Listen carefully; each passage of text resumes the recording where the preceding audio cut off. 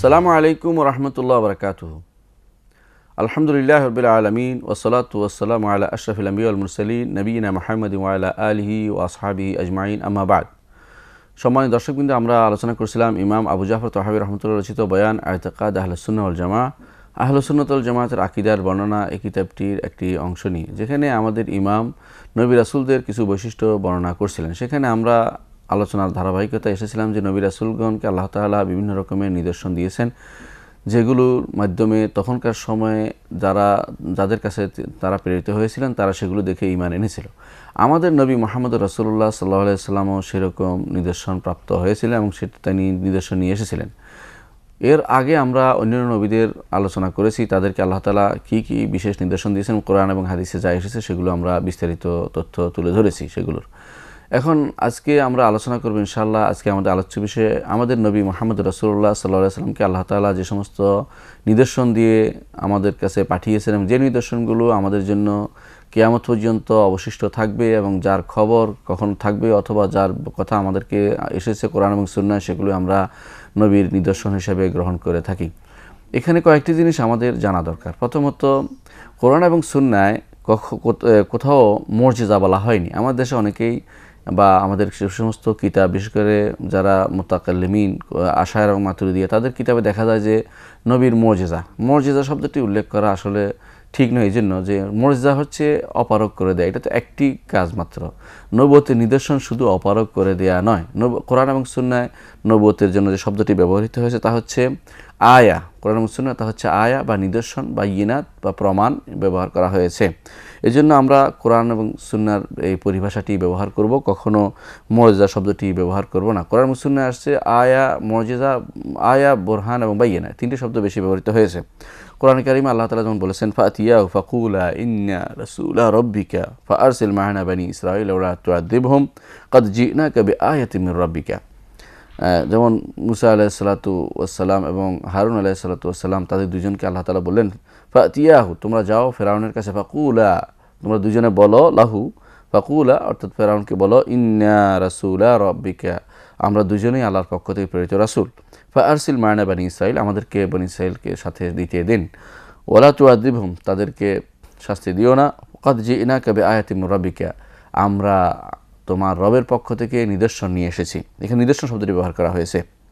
অনুরূপভাবে কোরআনে কারীম অন্যত্র বলেছেন আল্লাহ তাআলা, সুম্মা বা'আসনাহুম মিন বা'দিহিম, তারপর তাদেরকে আবার জীবিত করলাম তাদের মৃত্যুর পরে। ইন্না ফি যালিকা লাআয়াত, এর মধ্যে রয়েছে নিদর্শন, নিঃসন্দেহে সেটা নিদর্শন, মৃত্যুর পরে আবার জীবিত করার মধ্যে নিদর্শন রয়েছে। তাহলে বোঝা গেল যে কোরআন এবং সুন্নাহর মধ্যে বাইয়িনা আসছে, কোথাও আসছে নিদর্শন, কোথাও আসছে বোরহান। এভাবে আল্লাহ তাআলা আয়া, বাইয়িনা, বোরহান এগুলি ব্যবহার করেছেন। কোথাও কোরআন এবং সুন্নাহ কোথাও মুজিজা শব্দটি আসেনি। তাহলে মুজিজা শব্দটি যারা ব্যবহার করেছে তারা এর কারণ কি? কারণ হচ্ছে আসলে নবীদের যে নিদর্শন এগুলিকে তারা অপারগকারী হিসেবে একটা মাত্র জিনিসে সীমাবদ্ধ রেখেছে।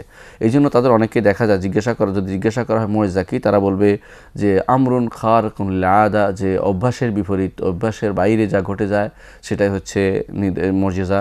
এবং তারা বলে থাকে মাকরুন বিত তাহাদ্দি, যে এটা চ্যালেঞ্জের সাথে যুক্ত হতে হবে, এবং সালিম আল মুআরাদা, এবং তার বিপরীত কেউ কিছু আনতে সমর্থ হতে হবে না, তার বিপরীত করার মতো এরকম কিছু থাকতে পারবে না।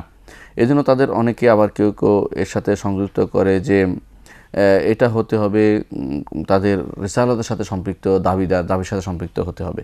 এই জাতীয় শর্তগুলো তারা দিয়ে থাকে। আসলে কি এই জাতীয় শর্তগুলি গ্রহণযোগ্য কি না? বরং এই জাতীয় শর্তটি কখনো গ্রহণযোগ্য না, বরং নবুয়ত এবং রিসালাতের জন্য নিদর্শন শব্দটি সবচেয়ে অ্যাপ্রোপ্রিয়েট। কারণ যেই কোনো নিদর্শন, যেই কোনো প্রমাণ, যেই কোনো বোরহান, দলিল দিয়ে যখনই আসবে, যা দেখলে তখনকার সময় ঈমান আনতো, সেটাই হচ্ছে নবীদের নবুয়তের প্রমাণ বা স্বীকৃতি স্বরূপ। সেখানে মুজিজা শব্দটি আসার কোনো প্রয়োজনীয়তা নেই এবং সেটা আসবেও না। আমরা ইনশাআল্লাহ সেটা ব্যবহার করব না। এর কয়েকটি কারণ আমরা এখানে উল্লেখ করব। প্রথম কারণ হচ্ছে এটা যে আল্লাহ তাআলা এবং তার রাসূল কোথাও মুজিজা শব্দটি উল্লেখ করেননি, বরং তিনি আল্লাহ তাআলা উল্লেখ করেছেন আয়া, কোথাও ব্যবহার করেছেন বোরহান, কখনো ব্যবহার করেছেন বাইয়িনা। সুতরাং এর মধ্যে আমাদের সীমাবদ্ধ থাকবো। দ্বিতীয় কারণ হচ্ছে কোরআন এবং সুন্নাহ কোথাও বলা হয়নি যে নবুয়তের দাবি তার সাথে সম্পৃক্ত থাকতে হবে।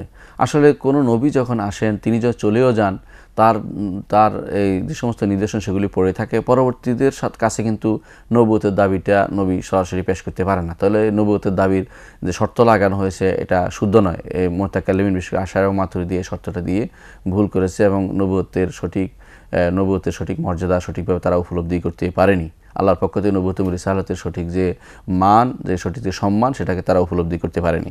তৃতীয় যে কারণে আমরা মর্যাদা শব্দটি ব্যবহার করব না, তা হচ্ছে তারা মনে করে থাকে যে মর্যাদার জন্য, তাদের মর্যাদার জন্য চ্যালেঞ্জ থাকা শর্ত, অথচ নিদর্শনের জন্য কোনো চ্যালেঞ্জ লাগে না। মর্যাদার জন্য হয়তো চ্যালেঞ্জের বিষয়টি আসে, অপারগ করে দেওয়ার বিষয়টি। কিন্তু আল্লাহ তাআলা যে সমস্ত নিদর্শন দিয়েছেন নবী এবং রাসূলদের দ্বারা, যে সমস্ত নিদর্শন তাদের উম্মতদের কাছে পেশ করেছে, সেখানে কোনো চ্যালেঞ্জের বিষয়টি ছিল না। সুতরাং এই চ্যালেঞ্জই বাস্তব বিরোধী। কারণ অনেক জায়গাতেই দেখা গেছে নবী রাসূল করে এসেছেন, কোনো চ্যালেঞ্জ করেননি, তারা প্রমাণ দেখিয়েছেন। প্রমাণটা দেখলেই তারা ঈমান আনত। প্রমাণ দেখার কারণে তারা বুঝতো যে এটা সত্যবাদী বোঝাটাই হচ্ছে জরুরি, যে নবীরা সত্যবাদী। সেখানে তারা যেটা দ্বারা সত্যবাদী বোঝা যেত, নবীদের দাবি সত্য, তারা নবী এবং রাসূল হিসেবে আসছেন এটা বোঝা যেত, সেটাই নিদর্শন হতো। সেখানে আবার চ্যালেঞ্জের কোনো প্রয়োজন নেই। সুতরাং যারা নবী এবং রাসূলদের আয়াত নিদর্শনগুলো চ্যালেঞ্জমূলক হতে হবে এরকম শর্ত দিয়েছেন, তা কখনো বিশুদ্ধ নয়। অনুরূপভাবে তাদের 4 নম্বর যে কারণে আমরা মর্যাদা শব্দটি ব্যবহার করি না, সেটা হচ্ছে যে তাদের কেউ বলেছেন যে সেটা অভ্যাসের বিপরীত, সাধারণ অভ্যাসের বিপরীত কাজ হতে হবে। সাধারণ অভ্যাসের বিপরীত কাজ হওয়া আসলে সম্ভব নয়। এই জন্য যে সব জায়গায় সাধারণ অভ্যাসের বিপরীত যেটা হয় সেটাই যে নবী এবং রাসূলদের নিদর্শন হয়ে যাবে বা সেটাই মর্যাদা হয়ে যাবে, কথাটি এরকম নয়। কারণ অভ্যাসের বিপরীত অনেক কিছুই সংঘটিত হয়, সেখানে অবশ্যই তিনি যে সত্যবাদী, তিনি যে সঠিক কাজ করেছেন সেগুলির সাথে মিলে থাকতে হবে এবং সেগুলো এই সাধারণ অবস্থার বিপরীতে হলে এবং সেটা স্থায়িত্ব আছে কিনা বা সেটা কিছুক্ষণ ভেলকি দেখাচ্ছে কিনা, এই জাতীয় কিছু শর্ত সেখানে থাকতে হবে। শুধুমাত্র অভ্যাসের বিপরীত ঘটালেই কেউ নবী এবং রাসূল হয়ে যাবে এমন কোনো দাবি করতে পারে না। সুতরাং এই জাতীয় শর্ত সেখানে দেয়া শুদ্ধ নয়, এই জাতীয় শর্ত দেওয়া শুদ্ধ নয়। তাহলে আমরা বুঝতে পারছি যে নবী রাসূলগণের যে নবুয়তের প্রমাণ, সেটাকে কখনো মর্যাদা বলে আমরা কখনো মর্যাদা বলে সম্বোধন করতে পারি না, যে এগুলি মর্যাদা না, বরং এগুলো হচ্ছে আয়া অর্থ নিদর্শন, সেগুলো হচ্ছে বাইয়িনা অর্থ প্রমাণ, সেগুলো হচ্ছে বোরহান হচ্ছে দলিল। তাহলে বোঝা গেল দলিল, প্রমাণ, নিদর্শন এগুলি আমরা বলবো, কিন্তু মর্যাদা শব্দটি আমরা ব্যবহার করব না। কারণ মর্যাদা শব্দটি বললে আল্লাহ এবং আল্লাহর পক্ষ থেকে তার রাসূলদের দেওয়া যে সমস্ত নিদর্শন রয়েছে সেগুলোকে খাটো করা হয় এবং সুনির্দিষ্ট গণ্ডির ভিতরে সীমাবদ্ধ করা। অথচ নবুয়তের প্রমাণের অনেক বেশি আছে নবুয়তের প্রমাণ। এই জন্য আমাদের ইমামগণ বেশিরভাগ সময় এই মর্যাদা ব্যবহার না করে তার ব্যবহার করেছেন দালাইলুন নবুওয়া ব্যবহার করেছেন, সেটা ব্যবহার করা যেতে পারে। অথবা যদি আয়াতুল আম্বিয়া, নবীদের নিদর্শন, সেটা হবে সবচেয়ে অ্যাপ্রোপ্রিয়েট, কারণ এটাই কোরআন এবং সুন্নায় সবচেয়ে বেশি ব্যবহৃত হয়েছে। এতটুকু ভূমিকার পরে আমাদের আসলে নবী মুহাম্মদ সাল্লাল্লাহু আলাইহি ওয়াসাল্লাম যে সমস্ত নিদর্শন আল্লাহ তাআলা দিয়েছেন তার নবুয়তের প্রমাণ হিসেবে সেগুলি আলোচনা করতে আমরা এখন সচেষ্ট হব। তার মধ্যে আমরা প্রথমে উল্লেখ করব যে আল্লাহ তাআলা প্রত্যেক নবীকেই কিছু না কিছু নিদর্শন দিয়েছেন। আমাদের নবী মুহাম্মদ সাল্লাল্লাহু আলাইহি ওয়াসাল্লামকে সবচেয়ে বড় নিদর্শনগুলো দিয়েছেন এবং বেশি নিদর্শন দিয়েছেন এবং সবচেয়ে সুস্পষ্ট এবং স্থায়ী নিদর্শনগুলো দিয়েছেন। বড়, বেশি, সুস্পষ্ট এবং স্থায়ী, এই নিদর্শনগুলি আমাদের নবী মুহাম্মদ সাল্লাল্লাহু আলাইহি ওয়াসাল্লামকে দিয়েছেন। কিয়ামত পর্যন্ত যত মানুষ আসবে সবার জন্য সেগুলি নিদর্শন হিসেবে থাকবে, যাতে করে তারপরে যেহেতু আর কোনো নবী আসবেন না এবং তারপরে কোনো রকম নবী রাসূল কেউ আসবেন না, সেহেতু সেগুলি যেন তার নবুয়তের প্রমাণ যেন চিরস্থায়ী হয়, এটাই আল্লাহ তাআলা চেয়েছেন। এই জন্য তিনি সবচেয়ে বেশি নিদর্শন আমাদের নবী মুহাম্মদ রাসূলুল্লাহ সাল্লাল্লাহু আলাইহি ওয়াসাল্লামকে দিয়েছেন। এই জন্য ইমাম শাফি রহমতুল্লাহ আলাইহি বলেন, মা আতাল্লাহু নবিয়ান মা আতা মুহাম্মাদান, আল্লাহ তাআলা মুহাম্মদ সাল্লাল্লাহু আলাইহি ওয়াসাল্লামকে যত নিদর্শন দিয়েছেন অন্য কোনো নবীকে তত নিদর্শন দেননি। ফাকিলা ওতিয়া ঈসা আহিয়াল মাউতা, বলা হলো যে ঈসা আলাইহিস সালামকে তো মৃত মানুষকে জীবিত করার নিদর্শন দেয়া হয়েছে, আমাদের নবীকে সেটা কখন দেয়া হলো? তখন ইমাম শাফি রহমতুল্লাহ আলাইহি বলেন, ওতিয়া মুহাম্মাদান হানিন আল জাজাই, তোমরা তো মৃত মানুষকে জীবিত করার কথা বলছো, অথচ মুহাম্মদ সাল্লাল্লাহু আলাইহি ওয়াসাল্লামকে আল্লাহ তাআলা এমন এক নির্দেশ দিয়েছেন, সেটা মৃত একটি কাঠখণ্ডকে তিনি কন্দন করিয়ে প্রমাণ করা দিলেন, সাথে মধ্যে রুহের সঞ্চার করে দিলেন। মৃত কাঠও মুহাম্মদ সাল্লাল্লাহু আলাইহি ওয়াসাল্লামের নবুয়তের প্রমাণ হিসেবে জীবিত হয়ে মুহাম্মদ সাল্লাল্লাহু আলাইহি ওয়াসাল্লামের জন্য কান্নাকাটি করেছেন, তা প্রমাণ করে যে মুহাম্মদ সাল্লাল্লাহু আলাইহি ওয়াসাল্লাম নবী ছিলেন এবং সে তার এই প্রমাণ ঈসা আলাইহিস সালামের মৃত মানুষ জীবিত করার চেয়ে কোনো অংশেই কম নয়। ঈসা আলাইহিস সালাম মৃত মানুষকে জীবিত করেছেন, কিন্তু আমাদের নবী মুহাম্মদ সাল্লাল্লাহু আলাইহি ওয়াসাল্লামের যে নিদর্শনের মধ্যে একটি হচ্ছে যে মৃত গাছকে তিনি জীবিত করতে সমর্থ হয়েছেন, কান্নাকাটি করেছিলেন এবং তার শব্দ সবাই শুনেছে, সে প্রমাণ আমাদের কাছে সুস্পষ্ট হিসাবে রয়েছে। মুহাম্মদ সাল্লাল্লাহু আলাইহি ওয়াসাল্লামের মুজিজার সংখ্যা কি বা তার নিদর্শন, নবুয়তের উপর নিদর্শনের সংখ্যা গণে শেষ করা যাবে না। কোনো ইমাম বলেছেন যে 1200-এর অধিক তার নিদর্শন রয়েছে। ইমাম বাইহাকি তার মাদখালে বর্ণনা করেন যে হাজারের উপরে। হানাফিদের মধ্যে ইমাম জাহিদি তিনি বলেন যে আল্লাহ তাআলা তার নবীকে 1000-এর মতো নিদর্শন দিয়েছেন, কোনো বর্ণনায় আসছে 3000-এর মতো নিদর্শন দিয়েছেন, যেগুলি প্রমাণ করে যে আল্লাহ তাআলা তার নবীকে এই নিদর্শনগুলো দিয়ে সম্মান করেছেন এবং কিয়ামত পর্যন্ত সেগুলি অবশ্যই থাকবে। যত মানুষ আসবে সবার কাছে সেগুলি প্রমাণ হিসাবে স্পষ্ট করে উপস্থিত করা যাবে। তাদের অনেকে সেগুলি একত্রিত করেছেন, তার মধ্যে ইমাম আবু নুআইম এবং ইমাম বাইহাকি রাহমাতুল্লাহ আলাইহি তাদের কিতাবে সেগুলো উল্লেখ করেছেন। আমরা এখানে বেশ কিছু নিদর্শন উল্লেখ করব, তবে সেগুলো শুধু এগুলি সীমাবদ্ধ এটা বলার জন্য না, বরং ব্যাপক যেগুলো সাধারণত এগুলিকে আমরা যে সমস্ত নিদর্শন রয়েছে সেগুলিকে আমরা বিভিন্ন ভাগে বিভক্ত করে কিছু নমুনা হিসাবে উল্লেখ করব। কোরআনে কারিমে আল্লাহ তাআলা বলেছেন সানুরিহিম আয়াতিনা ফিল আফাকি ওয়া ফি আনফুসিহিম হাত্তা ইয়াতাবায়্যানা লাহুম আন্নাহুল হক, যে আল্লাহ তাআলা তার নিদর্শনসমূহ প্রান্ত দেশে দেখাবেন এবং মানুষের নিজের মধ্যে দেখাবেন। দুই জায়গায় মানুষ সাধারণত হয়, মানুষের সৃষ্টি নিজের মধ্যে অথবা সৃষ্টির বাইরে, দুই জায়গাতে আল্লাহ তাআলা এমন নিদর্শন দেখাবেন যা প্রমাণ করবে যে আন্নাহুল হক, যে এই কোরআন হক। কোরআন হচ্ছে স্থায়ী নিদর্শন, তা কিয়ামত পর্যন্ত প্রত্যেকটি মানুষের কাছে মুহাম্মদ রাসূলুল্লাহ সাল্লাল্লাহু আলাইহি ওয়াসাল্লাম তিনি যে নবী ও রাসূল ছিলেন তা প্রমাণ করে দেখাবে। এই জন্য আমাদের যদি আমরা এগুলিকে রাসূলুল্লাহ সাল্লাল্লাহু আলাইহি ওয়াসাল্লাম আল্লাহর কাছ থেকে যে সমস্ত নিদর্শন পেয়েছেন সেগুলিকে আমরা যদি কোনো ভাগ করে দেই, তাহলে এইভাবে বলতে পারি যে বিভিন্ন শকে বিভক্ত করে এইভাবে বলতে পারি, আল্লাহ তাআলা তার নবী মুহাম্মদ সাল্লাল্লাহু আলাইহি ওয়াসাল্লামকে যে সমস্ত নিদর্শন দিয়েছেন তার মধ্যে সবচেয়ে বড় নিদর্শন হচ্ছে কোরআনে কারীম। এর বাইরে আরও যে সমস্ত মৌলিক নিদর্শন দিয়েছেন সেগুলো আমরা বলবো যে বিশারাত, পূর্ববর্তী নবীদের কিতাবে যে সমস্ত সুসংবাদ আমাদের নবী মুহাম্মদ সাল্লাল্লাহু আলাইহি ওয়াসাল্লামের জন্য এসেছে সেগুলো প্রমাণ করে যে আমাদের নবী হক এবং সত্য। তৃতীয় যে জিনিসটির ইরহাসাত, পূর্ববর্তী নবী মুহাম্মদ সাল্লাল্লাহু আলাইহি ওয়াসাল্লাম আগমনের আগে বিভিন্ন লোক যে সমস্ত ভবিষ্যৎবাণী করেছেন যে এটা হবে, এই যে সেগুলি প্রমাণ করে যে মুহাম্মদ সাল্লাল্লাহু আলাইহি ওয়াসাল্লাম নবী ছিলেন এবং রাসূল ছিলেন, সেগুলো বিভিন্ন কিতাবে লিপিবদ্ধ করা হয়েছে। চতুর্থ যে নিদর্শন সেটা হচ্ছে আল্লাহ তাআলা বিভিন্ন নবীর মুখে এমন কিছু সংবাদ দিয়েছেন যেগুলো পরবর্তী সময়ে সেগুলি সত্য হিসাবে দেখা দিয়েছে। অনুরূপভাবে কোরআনে কারিমেও এমন কিছু সংবাদ আসছে যেগুলি পরবর্তী সময়ে সত্য হিসাবে প্রমাণিত হয়েছে।